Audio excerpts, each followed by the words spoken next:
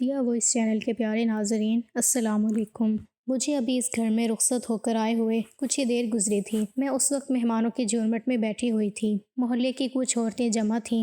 میں بہت گھبرا رہی تھی اور پریشان تھی۔ انجان لوگ تھے، انجان جگہ تھی، انجان گھر تھا، لیکن اس وقت میری سوچوں کا مرکز یہ سب نہیں تھا۔ تاہم وہ کچھ اور ہی بات تھی۔ پھر اتنے میں محلے کی ایک عورت بولی، اب دیکھنا حلیمہ کیسے اپنی بہو کو صبح چیک کرے گی اور پھر سب کو بتائے گی کہ اس کی بہو حاملہ ہے یا نہیں۔ اس عورت کی بات سن کر میں ایک دم چونک اٹھی اور باقی سب ہنسنے لگیں۔ مجھے اس بات کی سمجھ نہیں آئی تو میں نے آہستہ سے پوچھا، اس کا کیا مطلب ہے آنٹی؟ تو وہ کہنے لگی، بیٹا حلیمہ ایک دائی ہے اور وہ ایک لمحے میں بتا دیتی ہے کہ عورت حاملہ ہے یا نہیں۔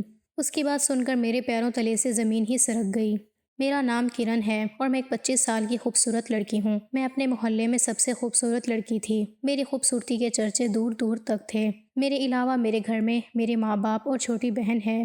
ہم بہنیں بہت خوبصورت ہیں کیونکہ ہم اپنی ماں پر گئی ہیں۔ میری امی بھی اپنے زمانے میں بہت خوبصورت ہوا کرتی تھیں۔ اب تو حالات اور عمر رفتہ نے ان کے حسن کو کم کر دیا، لیکن ابھی بھی وہ ساری دوسری ہم عمر خواتین کی نسبت بہت خوبصورت تھیں۔ میں نے BA تک تعلیم حاصل کی تھی۔ مجھے شادی کرنے کا بہت شوق تھا کیونکہ شادی کر کے بہت سارے نئے نئے کپڑے، جوتے اور بہت ساری دوسری چیزیں ملتی ہیں۔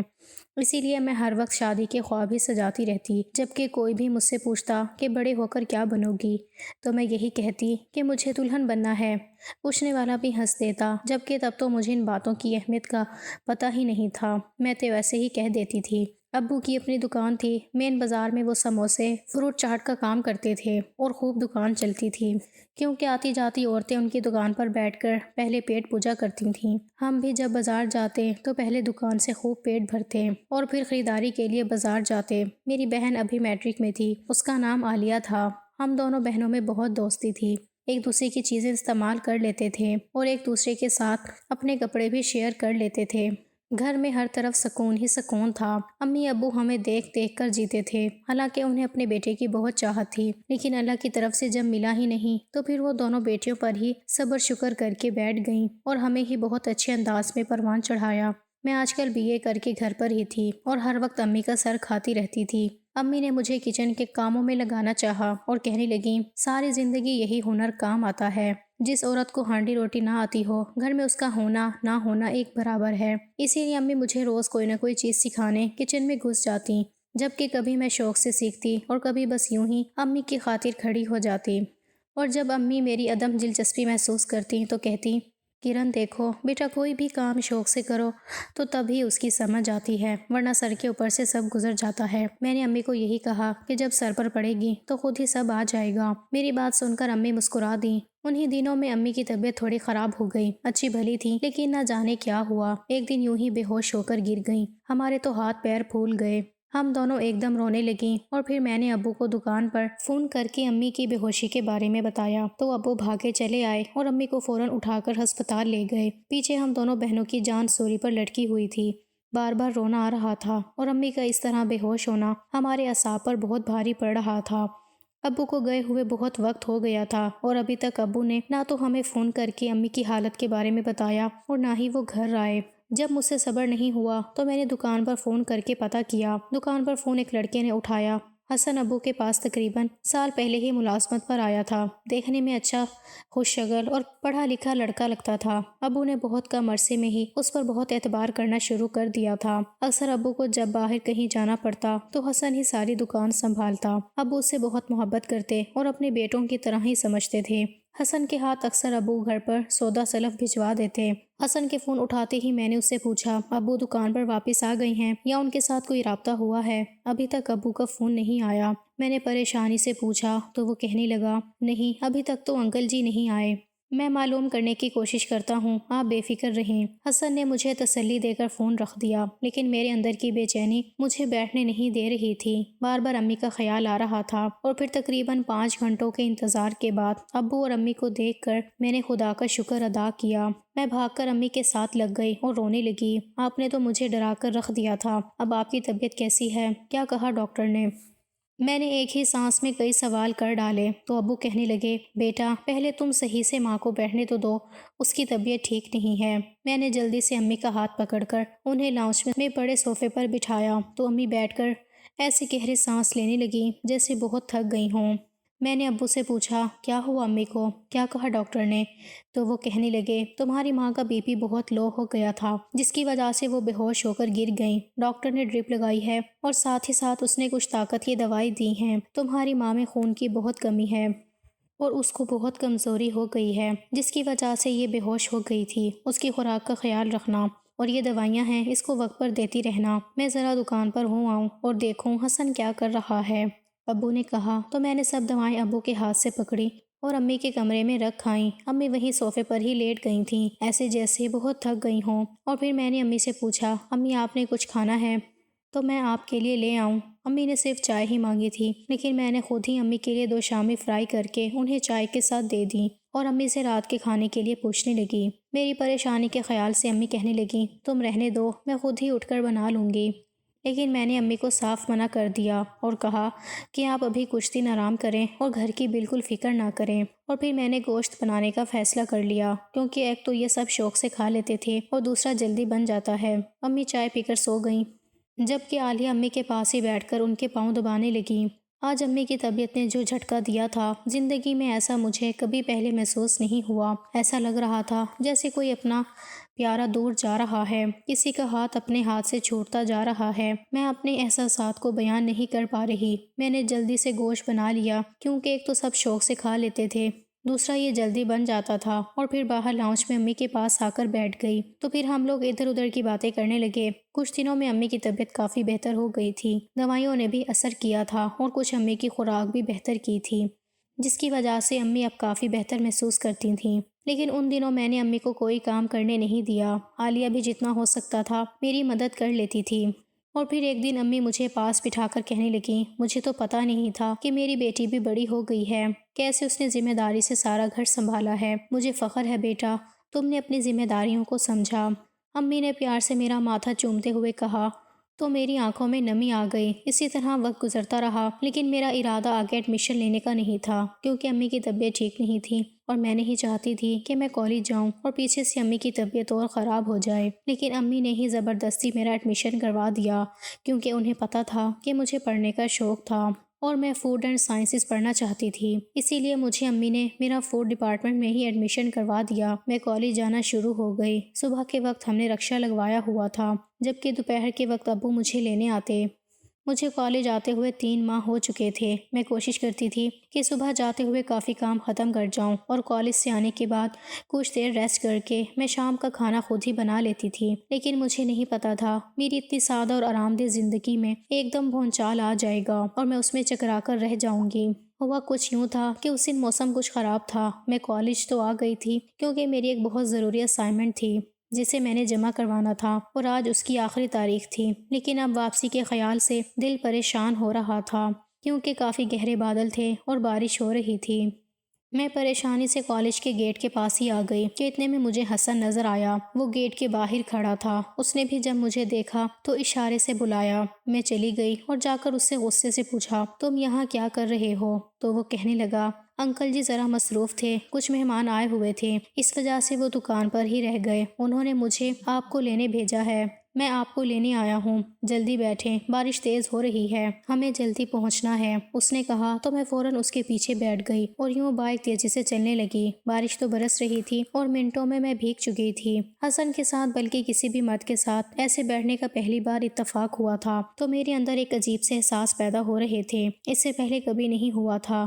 میں تھوڑا پیچھے ہٹ گئی۔ میں عجیب و غریب خیالات سوچ رہی تھی اور بار بار ان کو جھٹک دیتی۔ میں خود سے شرمندگی محسوس ہو رہی تھی اور سوچ رہی تھی کہ اگر حسن کو میرے ان خیالات کے بارے میں پتہ چل جائے تو وہ میرے بارے میں کیا سوچے گا۔ اتنے میں ایک سپیڈ بریکر آیا اور اس پر زوردار جھٹکا لگا۔ میں زوردار طریقے سے اچھل کر حسن کے ساتھ لگ گئی۔ حسن بھی کنکھیوں سے مجھے بائک کے شیشے میں سے دیکھ رہا تھا۔ میں نے 1-2 بار محسوس بھی کیا لیکن اگنور کر دیا۔ ایسا لگ رہا تھا آج سفر بھی بہت لمبا ہو گیا ہے۔ لیکن حسن جلد ہی مجھے گھر لے آیا۔ میں جلدی سے بائک سے اتری، سارے کپڑے بھیگ کر میرے جسم کے ساتھ چپک گئے تھے۔ میں نے کانپتے ہوئے لہجے میں آہستہ سے اس کا شکریہ ادا کیا اور تیزی سے اندر آ گئی۔ دل کی دنیا میں عجیب سا بدلاؤ آ گیا تھا۔ میں اس وقت اپنے اندر کے شور سے ہی گھبرا رہی تھی۔ بار بار ایک تیز کرنٹ جیسا احساس میرے سارے جسم میں دوڑ جاتا تو میں کانپ اٹھتی۔ میں نے کانپتے ہوئے لہجے میں آہستہ سے بار بار حسن کا خیال دماغ پر حاوی ہو رہا تھا۔ حسن ایک اچھا اور خوش شکل لڑکا تھا، پہننے اوڑھنے کا طریقہ تھا، خوبصورت لگتا تھا، لیکن مجھے اندازہ نہیں تھا کہ وہ اس طرح میرے دماغ پر حاوی ہو جائے گا۔ میں نے خود کو ڈانٹ ڈپٹ کر ان خیالات سے اپنا پیچھا چھڑایا اور اپنے کاموں میں مصروف ہو گئی، لیکن مجھے نہیں پتا یہ تو ابھی شروعات ہے۔ رات کو بھی جب میں سب کاموں سے فارغ ہو کر بستر پر سونے کے لیے لیٹی تو حسن کا خیال ایک دم سے دماغ میں آ گیا، اور اس کے ساتھ بائک پر بیٹھے ہوئے جو خیالات اور جو احساسات ہو رہے تھے وہ سب مجھے دوبارہ محسوس ہونے لگے۔ میں پریشان ہو کر اٹھ بیٹھی، نہ جانے دل کی حالت کیسے اتنی بدل گئی تھی۔ اسے سوچنا مجھے اچھا لگ رہا تھا، اس کا خیال مجھے اچھا لگ رہا تھا۔ اب اکثر ہی ایسا ہونے لگا، ابو جب بھی ہوتے تو وہ حسن کو لینے کے لیے بھیج دیتے۔ حسن کوئی بات چیت نہیں کرتا تھا، بس خاموشی سے مجھے لے کر گھر چھوڑ دیتا۔ آہستہ آہستہ آنکھوں میں جیسے ہم ایک دوسرے کے جذبات سمجھ گئے تھے، ہماری بات چیت شروع ہو گئی۔ ہم جھجک کر ایک دوسرے سے باتیں کرنے لگے، اور پھر ایک دوسرے کے ساتھ اتنی دوستی ہو گئی کہ راستے میں کہیں رک کر کبھی آئس کریم کھاتے اور کبھی کہیں بیٹھ کر باتیں کرتے رہتے۔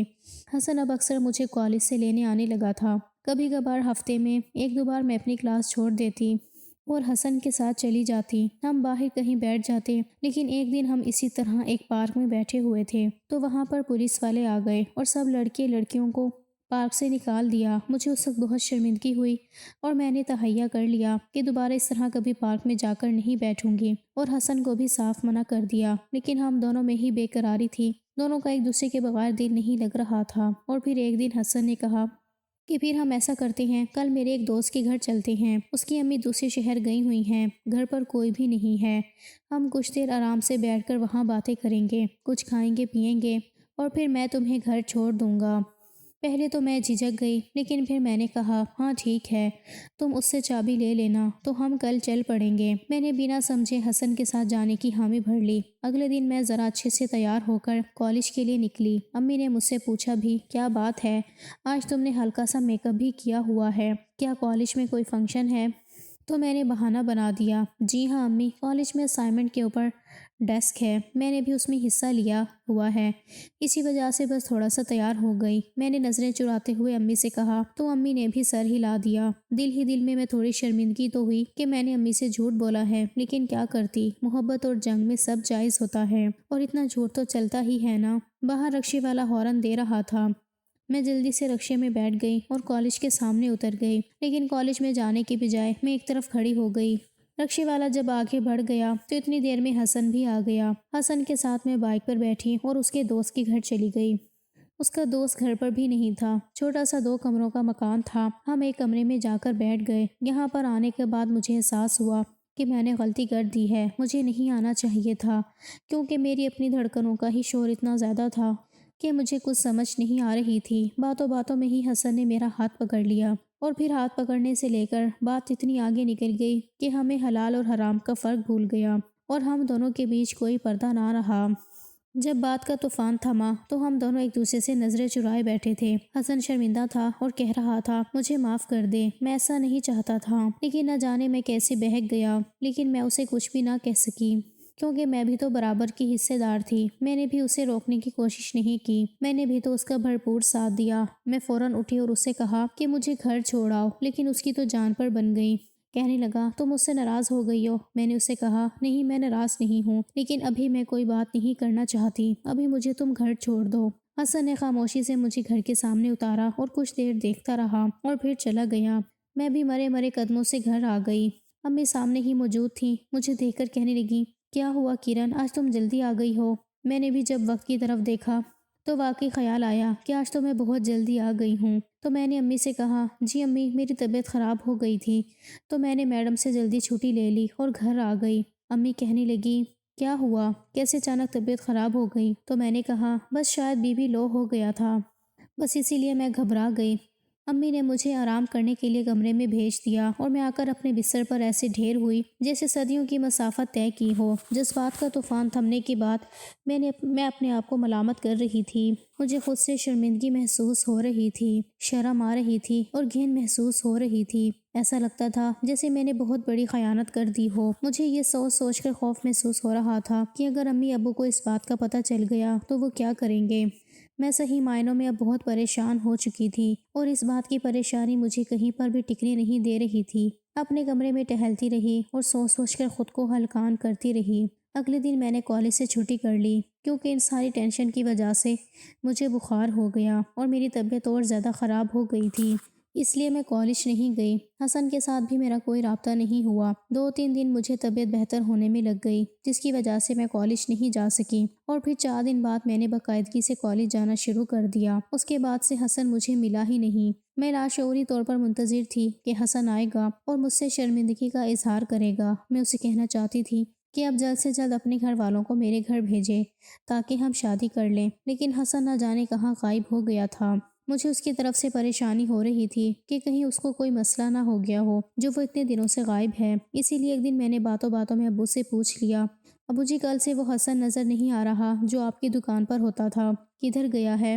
تو ابو کہنے لگے اس کو میں نے نکال دیا ہے، اس نے میرا بہت نقصان کیا ہے، میری دکان سے چوری کی اور کافی سارے پیسے اس نے غائب کیے، میرا کافی نقصان ہوا، اس لیے میں نے اسے نکال دیا ہے۔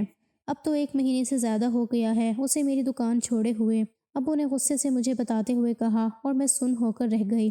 اس کا مطلب ہے تب سے ہی غائب ہے، اس نے مجھے دھوکہ دیا ہے، وہ مجھے بیچ راستے میں اکیلا چھوڑ گیا۔ میں بہت پریشان ہو گئی اور مجھے یہ سوچ سوچ کر ہی خود سے گھن آنے لگی کہ میں نے ایسے شخص کو منتخب کیا جو دھوکے باز تھا، چور تھا اور فراڈ تھا۔ اسی دوران امی کی طبیعت ایک بار پھر بے حد خراب ہو گئی اور میرے ہاتھ پیر پھول گئے۔ امی کو اب کی بار 3-4 دن ہسپتال رہنا تھا اور ڈاکٹر نے انہیں مکمل آرام کا کہا تھا، لیکن اپنی بیماری کے ساتھ ہی امی کو ایک نئی ضد لگ گئی۔ وہ کہنے لگی کہ مجھے کرن کی شادی کرنی ہے، میں اپنی زندگی میں اسے اس کے گھر بار کا کرنا چاہتی ہوں۔ امی نے یہی رٹ پکڑ لی اور ابو امی کی ضد کے آگے ہار مان گئے۔ میں چپ چاپ خاموش تماشائی بنی اپنی قسمت کا فیصلہ ہوتے ہوئے دیکھ رہی تھی۔ اسی دوران مجھے پتہ چل چکا تھا کہ میں ماں بننے والی ہوں اور میں خود اپنی زندگی سے بہت پریشان تھی۔ میں خودکشی کر لینا چاہتی تھی، مر جانا چاہتی تھی۔ قسمت کو کچھ اور ہی منظور تھا۔ امی کی ضد کی وجہ سے ابو نے نہ جانے کہاں سے ایک رشتہ بھی ڈھونڈ لیا اور فٹافٹ رشتہ طے بھی کر دیا۔ احمد کا رشتہ ابو کو کسی جاننے والے نے بتایا تھا۔ وہ ایک بینک میں ملازمت کرتا تھا، اچھا کما لیتا تھا۔ ابو کو یہ رشتہ ہر لحاظ سے مناسب لگا کیونکہ صرف ماں اور بیٹا ہی تھے، گھر میں اور کوئی بھی نہیں تھا۔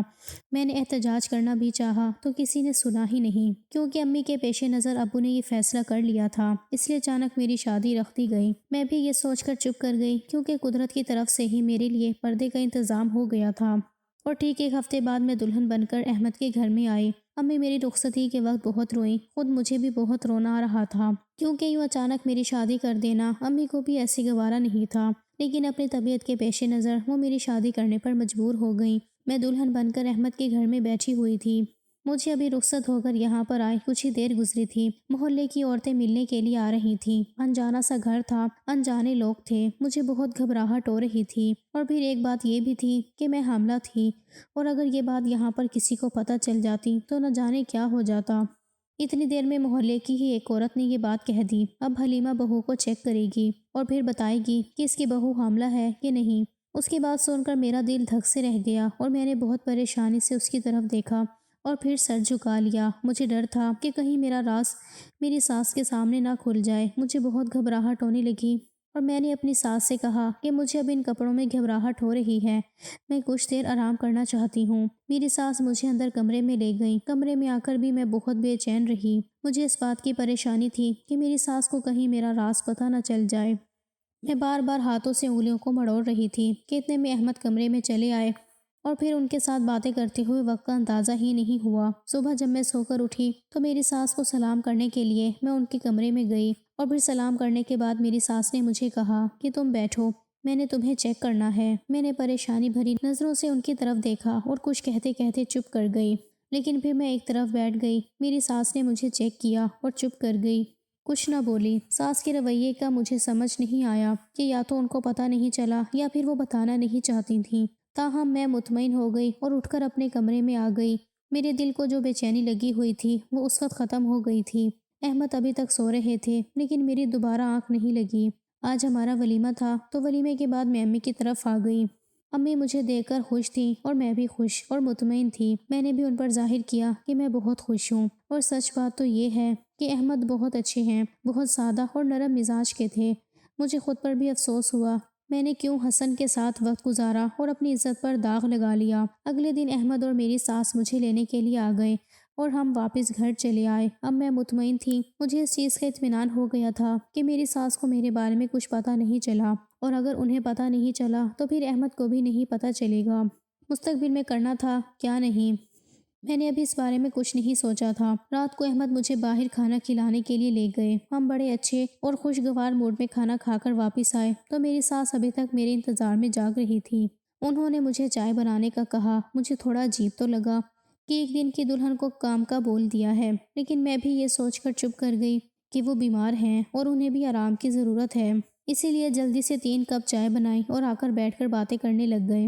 احمد سونے چلے گئے، میں نے بھی برتن سمیٹے اور کمرے میں آ گئی۔ ابھی میری آنکھ لگی کچھ دیر گزری تھی کہ اچانک مجھے ایسا لگا جیسے مجھے کوئی اٹھا رہا ہے۔ میں نے ایک دم سے آنکھیں کھولی تو یہ دیکھ کر میں حیرت زدہ رہ گئی کہ میری ساس مجھے اٹھا رہی ہے اور مجھے باہر آنے کا کہہ رہی ہے۔ میں پریشان ہو گئی کہ کہیں کوئی مسئلہ تو نہیں ہو گیا، اس لیے میں ان کے پیچھے باہر چلی آئی اور آ کر ان سے کہا، امی کیا بات ہے، آپ پریشان کیوں ہیں اور اس وقت کیا ہو گیا، آپ نے جو مجھے اٹھایا ہے؟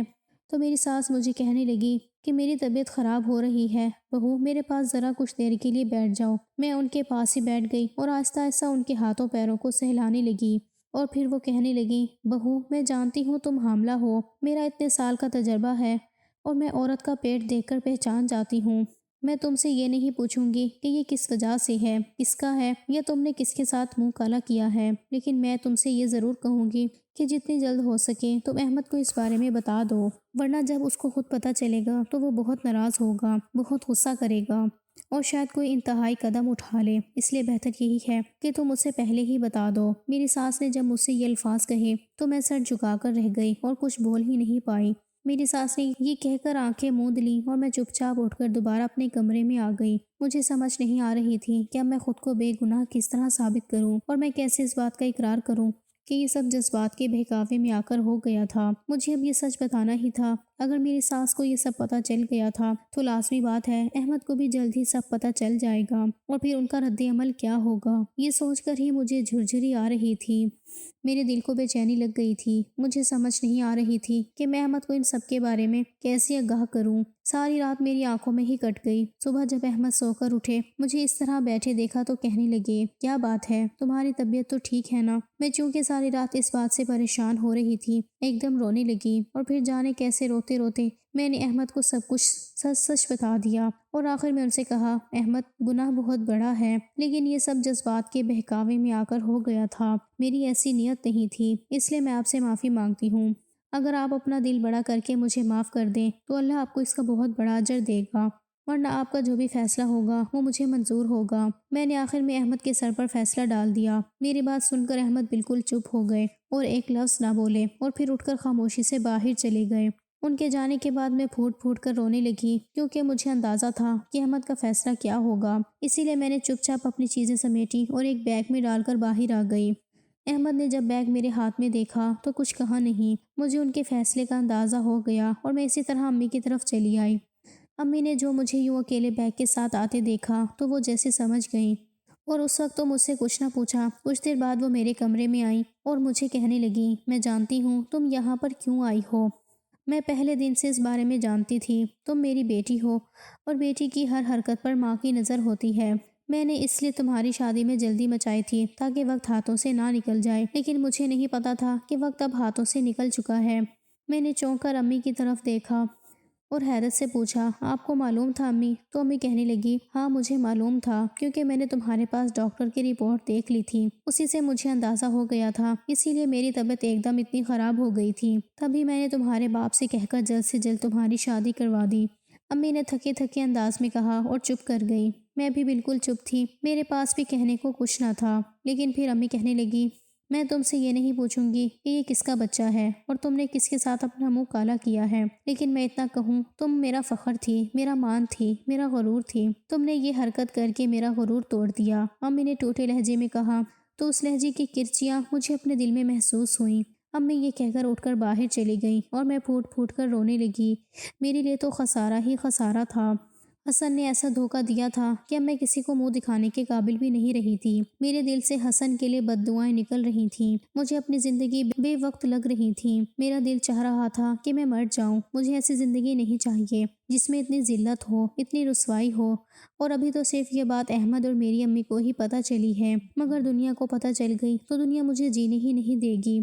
رو رو کے میں ہلکان ہوئے جا رہی تھی۔ امی دوبارہ میرے کمرے میں نہیں آئی اور نہ ہی میرا حوصلہ ہوا کہ میں اٹھ کر باہر جاؤں۔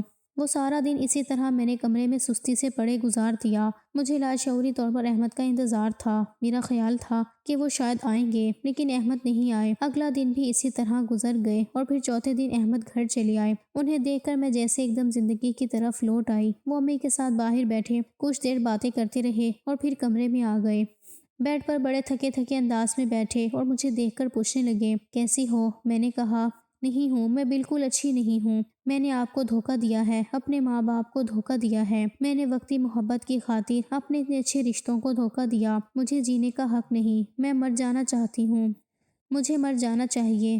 میں یہ کہتے ہوئے اپنا چہرہ دونوں ہاتھوں میں چھپا کر رونے لگی۔ لیکن احمد کہنے لگے، میں جانتا ہوں تم نے جو کیا وہ انسانی فطرت سے مغلوب ہو کر کیا۔ میں تمہیں اس کا صرف اتنا ہی الزام دیتا ہوں کہ تمہیں اپنی عزت کی حفاظت خود کرنی چاہیے تھی۔ تمہیں کسی کی بھی باتوں میں آ کر کسی کے ساتھ نہیں چلے جانا چاہیے تھا۔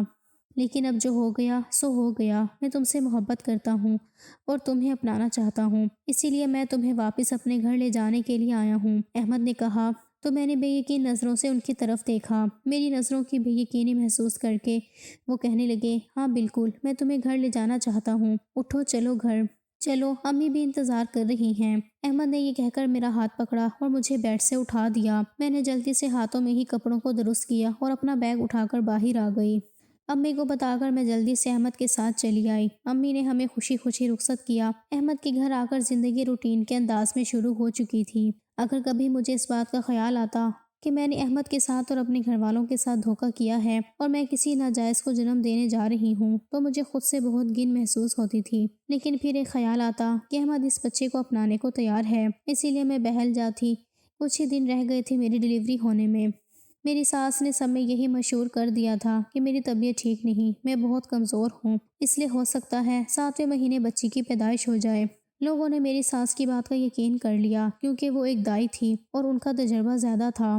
آج کی رات رگوں کو کاٹتے ہوئے، درد کو برداشت کرتے ہوئے میں نے خوبصورت اور صحت مند بچے کو جنم دیا۔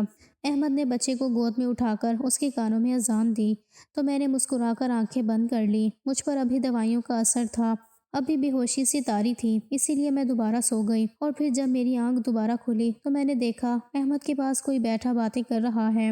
میری طرف سائڈ تھی۔ میں نے اٹھ کر اسے دیکھنے کی کوشش کی اور پھر جیسے ہی میری آنکھوں کے سامنے ساری دنیا گھوم گئی۔ وہ کوئی نہیں بلکہ حسن تھا۔ حسن کو دیکھ کر میرے چہرے پر بے یقینی کی کیفیت آ گئی اور میں نے اسے مخاطب کر کے کہا، حسن تم یہاں کیا کرنے آئے ہو، دھوکے باز انسان۔ میں نے حسن کی طرف دیکھ کر چلاتے ہوئے کہا تو احمد حیرانی سے کبھی مجھے دیکھنے لگے اور کبھی حسن کو، لیکن حسن تو جیسے مجھ سے نظریں ملانے کے قابل نہیں رہا، اس نے نگاہیں نہیں اٹھائیں۔ میں نے احمد سے کہا، یہی ہے وہ دھوکے باز انسان جس نے تنہائی کا فائدہ اٹھایا اور یہ بچہ بھی اسی کا ہے۔ بچے کے بارے میں سن کر احمد نے ایک دم سر اٹھا کر مجھے دیکھا اور پھر بے یقین نظروں سے اس بچے کی طرف دیکھا تو میں نے اسے کہا، ہاں یقین نہیں آ رہا نا، یہ بچہ تمہارا ہی ہے۔ تم خود سوچو مجھے کس مجدار میں چھوڑ گئے تھے، میں کتنی مشکلوں سے یہاں تک پہنچی ہوں، دنیا کی نظروں سے کیسی بچتی بچاتی آئی ہوں۔ وہ تو بھلا ہو احمد کا جس نے ہر معاملے میں میرا ساتھ دیا اور ہر طرح سے میری حفاظت کی، ورنہ تو مجھے رسوا کرنے میں کوئی کسر نہیں چھوڑی۔ میں یہ کہتے ہوئے رو دی، لیکن حسن کو تو شاید اس بات کا اندازہ بھی نہیں تھا کہ اسے کبھی دنیا میں ہی اپنے گناہ کا سامنا کرنا پڑ جائے گا۔ وہ تو ہم سے معافی مانگنے بھی نہیں آیا اور ایک دم اٹھ کر باہر چلا گیا۔ احمد نے تعصب سے حسن کے پیچھے دیکھا لیکن خاموش رہے اور اٹھ کر میرے پاس آ گئے اور کہنے لگے، بس کرن بس کرو، آج کے بعد تم اس بات کا ذکر کبھی نہیں کرو گی اور نہ ہی تم اس بچے کو حسن کا بیٹا کہو گی۔ یہ میرا بیٹا ہے، تمہارا بیٹا ہے، ہمارا بچہ ہے۔ اب آج سے ہم ایک نئی زندگی کی شروعات کریں گے جس میں سب اچھا ہوگا اور ایک دوسرے کے ساتھ خوشی خوشی اپنا وقت گزاریں گے۔ وعدہ کرو مجھ سے۔ احمد نے اپنا ہاتھ آگے کر کے مجھ سے وعدہ لینا چاہا تو میں نے بھی ان کے ہاتھ پر ہاتھ رکھ دیا اور سکون سے آنکھیں موند لیں۔ مجھے یقین تھا کہ اب زندگی بہت پرسکون ہوگی۔